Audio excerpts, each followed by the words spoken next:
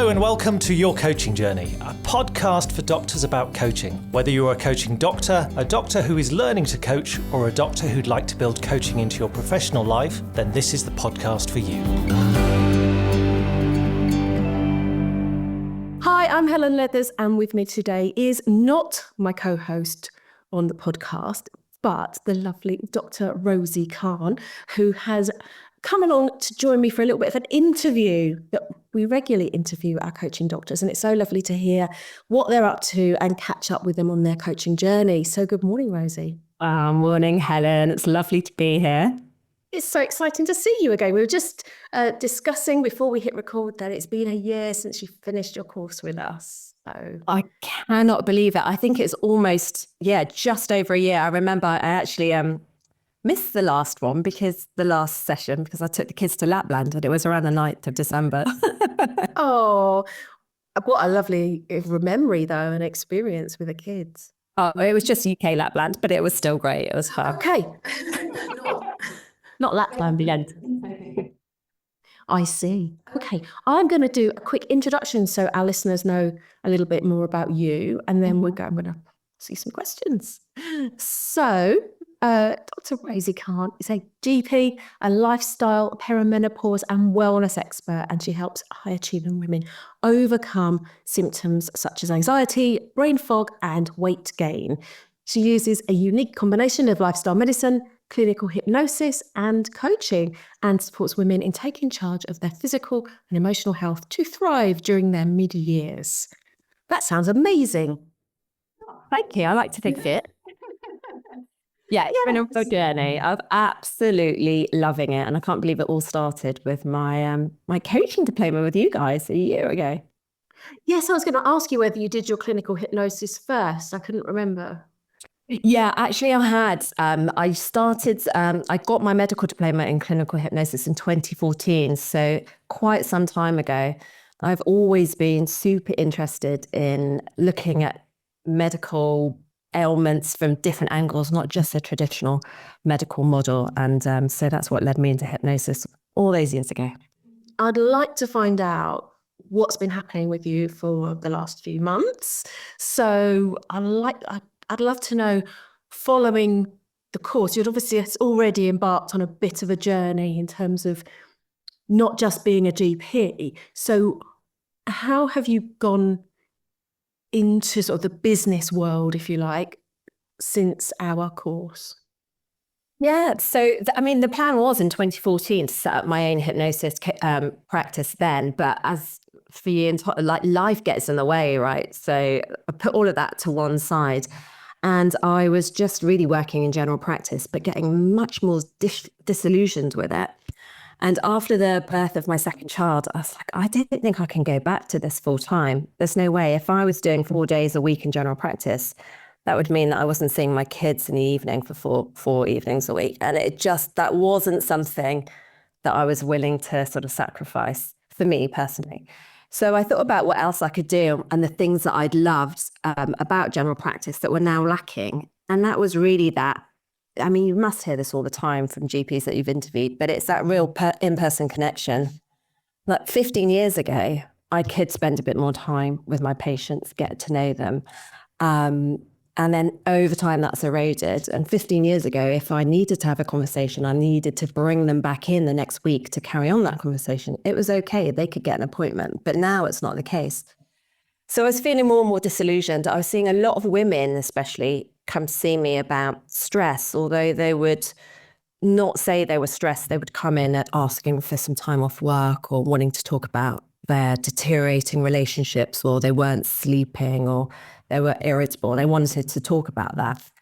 And, in the 10 minutes that I always had, I was like, it just felt like I could speak to them for a few minutes and then it was quick. Let's try and find a solution. It's either counselling, and yes, there is a very long wait list, or perhaps try some antidepressants. And I never felt like I was getting to the root of what the problem was. So I decided that was a route that I wanted to go. And I thought that coaching would be a wonderful tool to learn, practice to learn, in order to help these women get to the root cause of their stresses and help them to figure out a way to work through it. So that's what led me to coaching. And then that's what I started doing after I finished the diploma. I started coaching women in stress management. Lovely. It sounds like it was a real door opener for you to learn the skill of coaching. Yeah, I mean, I'd come across coaching before. I'd had coaching in the NHS, loved it. And I had done a bit of motivational interviewing and done some introductory courses in coaching, but nothing as deep as obviously the diploma that I did with you and Tom. And yeah, I mean, I learnt so much and it did open up so many doors. And it really made me think, although as a GP, I have been communicating with people for a long time, what I have been doing is a lot of mentorship, right? This is what you need to do. This is how you're going to face,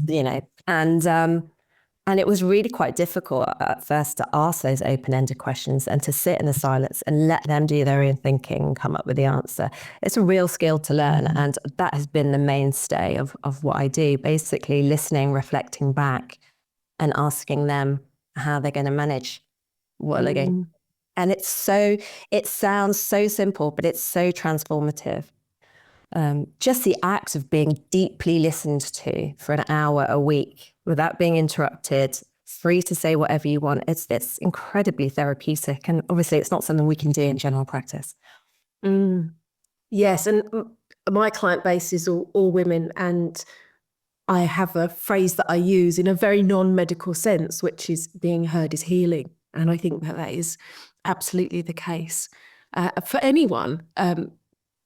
But when you have busy women who are juggling all of the things that they're juggling, I think actually it's a big thing even just to ask for help, isn't it? And to reach out and say, I'm going to have an hour a week for myself. There are probably many women who think, oh gosh, I couldn't even do that. Yeah, exactly. And underneath it all, I think a lot of us just don't feel that we're deserving of it. The love and attention and care that we give to our children, our spouses, our patients, our, extended family, it's not something that we easily give to ourselves. And so I think there's a lot of work to be done there with some women. Yes, I would agree. So you've mentioned obviously your work. What other ways are you using coaching now?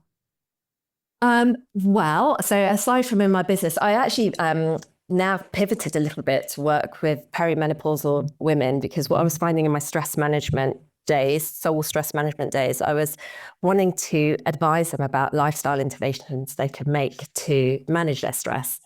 And so I thought that what I'd do is I'll get qualified in lifestyle medicine, but specifically for perimenopausal women. And now that's allowed me to do a little bit of mentorship where I can do a little bit of education and teaching and then coaching on top of that. So that's what I'm doing now in a business. But I think in other ways that I use it, I still use it in general practice a little bit, although obviously not to its full capacity. But once you learn coaching, it's impossible to not use it. So I do run slightly late now, and people are generally very amenable to it. When they're like, "Oh, what should I do, doc?" It's like, "What do you think you should do?" And they're like, "Oh, So I do use it in general practice. I also work for a private company, and I have the gift of a little bit more time with each patient, so that does help. And how else? I use it a lot on myself. Honestly, I think the greatest gift we can give ourselves is to learn how to self-coach and self-soothe. So a previous version of me would have perhaps had a problem or a situation, and I might have been very single-minded in how to solve it. And I might have catastrophized and got really entwined with the situation. And now version 2.0 kind of looks at the problem, gets curious about it, and is like, wow, this is a problem. Let's find 5 different ways that I could potentially handle this. And, it just feels a lot easier. And I'm able to dissociate myself from the situation and look at it from, I have perspective over it really. And coaching has taught me to do that. Oh, that's lovely. And I think that perspective taking is such a big part of coaching, isn't it? Because as humans, we do get into the narrative. We do tell ourselves a story, and then that story becomes our truth. And having that opportunity to really look from different angles and different perspectives with different tools that we cover in the coaching, I think that's really powerful. Not just our own situations either, I think for other people's. I think one of the most insightful things that I've learned during my coaching journey is that everything we tell ourselves is just a story at the end of the day.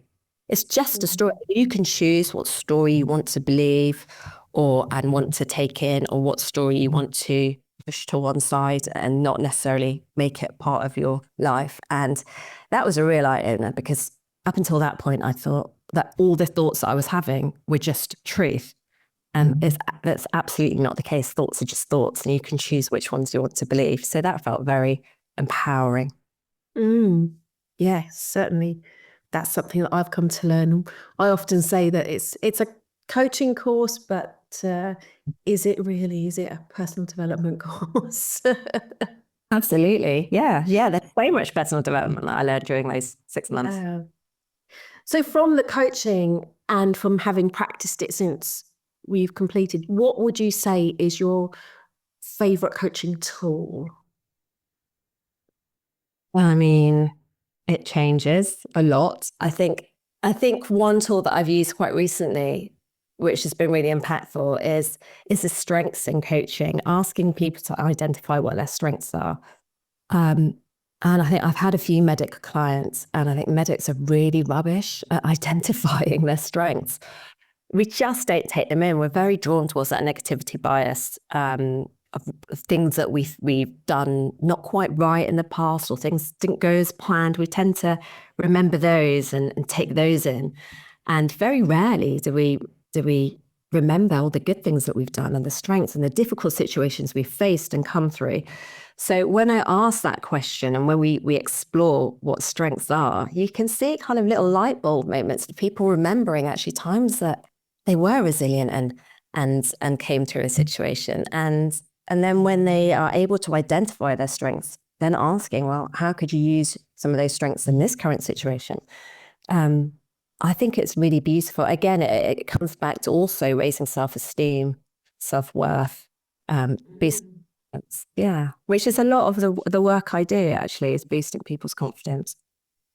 I think, I love the strengths work. That it crosses over, doesn't it, from the solution-focused approach, which really focuses on building on people's strengths, and into positive psychology and all the research that comes from positive psychology around using strengths in different ways, or perhaps using some things less that you don't have your strengths. And I think that's one of the challenges, is people always go, I'm really rubbish at that, so I'm going to try doing it more.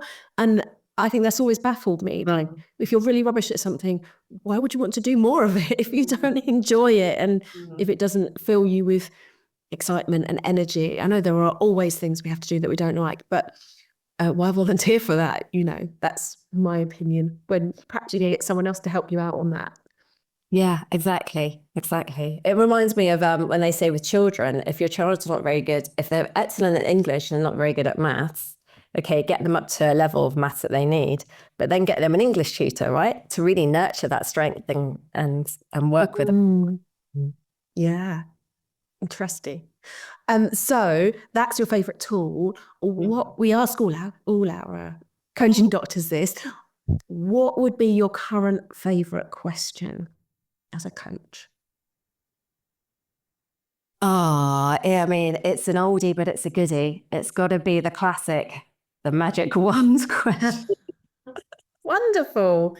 A question and a tool. Yeah, exactly. It's that question whereby asking them what they want, because so many people don't know what they want, right? I know it is a tool, but it's so helpful, because when people say, I just want to feel a bit happier or a bit less, stressed, actually, you're giving them permission to dream as big as they want. You're saying there's no financial constraints, there's no time constraints, dream big. And people find it really difficult to do that.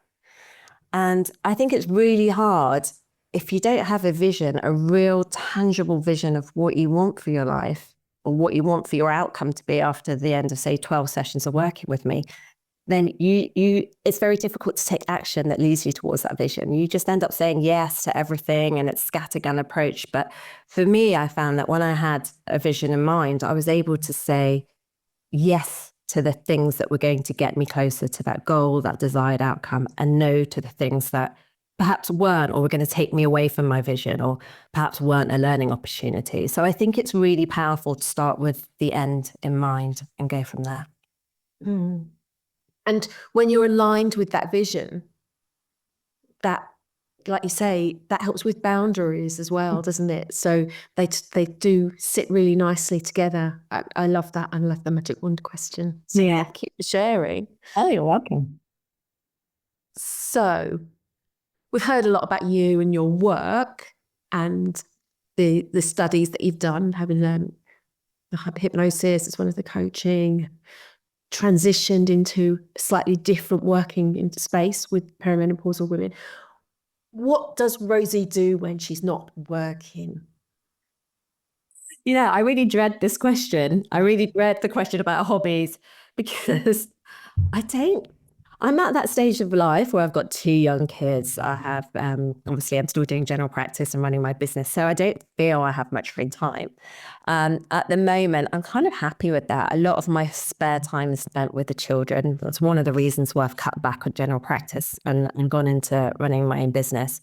And they're so young still. So a lot of my time is spent doing that. And then the rest of my time is literally spent practicing what I preach, which is I'm trying right now to look after myself really deeply, which means I'm getting out into nature, I'm walking, I'm exercising, I'm spending time at the supermarket, choosing my food ingredients and making food, nourishing food. So that's all there is right now in my life. I know that time will come where I can get back to doing some traveling and doing other things that I love. But yeah, at the moment, that's where you'll find me, in the supermarket, in a field, or with my kids. That sounds delightful. And what a lovely hobby to have, really. I don't know how many people can say that their number one hobby, either other than their children, is themselves. That's just given me goosebumps, actually. And you almost apologized for it, but it feels really important and special to be able to say, I prioritize myself.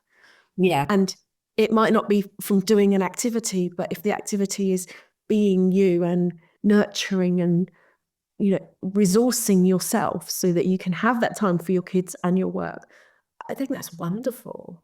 Well done. Thank you. I mean, I love my kids and I love my work, right? So I have to look after me in order to do those things. So yeah, if I don't do that, then those 2 things will fall by the wayside. So yeah, absolutely. That's what I teach women as well, put yourself first. You deserve it. Lovely. And you absolutely do. So just finally, I wonder what you would say to any doctors looking at our coaching course. Also, I would say, do it. I think if you're a medic, you're a GP or any other healthcare professional, and you love people and you want to connect with people on a deeper level, then do the coaching course. And even if you're not working in general practice or if you're in any other role where you speak with people, do the coaching course, because it will allow you to connect with people on a deeper level and aid transformation and change for them. So I'm a big believer that, dentists should do it, hairdressers should do it, your nail salon, they should offer it.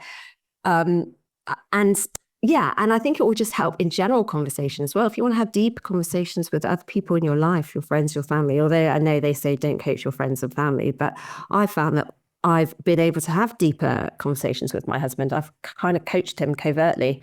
So yeah, 100% do it. And obviously do it with Bob and Helen, because they're just the best teachers. Thank you. And yeah, we say don't coach friends and family, but you can't help but use slightly different language, because your coaching skills become your life skills, don't they? So asking questions in a more open way, and that listening that we said at the start was just so powerful. I mean, how much could we change the world if we listened more to our friends and family? And that's coaching. So yeah, I think that's okay. Your husband's now going to know that you've covertly coached him, isn't he, if he listens to this? I'm just throwing a few open-ended questions there and yeah. But it generally does help in every aspect of your life. Even if you don't want to use it in business, I would say just go for it. It will change your GP consultations. It will just change the level of conversation. Lovely. Thank you so much. And when we record this, we're coming up to Christmas. So I hope you have some lovely Christmas plans to spend some time with your lovely children and family. Yes, with you. Thank you. And it's been an absolute joy to catch up with you and to find out what you've been up to. So thank you so much for your time. I've loved it, Helen. I've loved having a chat with you. It's been like old times. Thank you so much for having me. Oh, that's great. I love the conversations that I have with our coaching doctors. It's great to hear how you're going out into the world and, it feels like the ripple effects going out from the course to you, to the people that you meet. And it's just lovely to be part of that. Yeah, and I know so many doctors, and I know so many doctors doing amazing things. We're quite a tight-knit community. We all, from my coaching group, we've stayed in contact, and it's really lovely to have that social connection and that support. So again, that's another reason I would do the diploma. Now I'll stop, sorry. No, that's fine. Thank you so much, Rosie, for joining me this morning. And next time on the podcast, Tom will be back and we will be discussing a topic that we quite frequently discuss, actually, just in life, which is intuition and its place in the coaching room. So one of our challenges coming up there on the podcast. So thank you so much once again. And I'll see you at our annual conference, Rosie. And we'll be back very soon. Bye for now.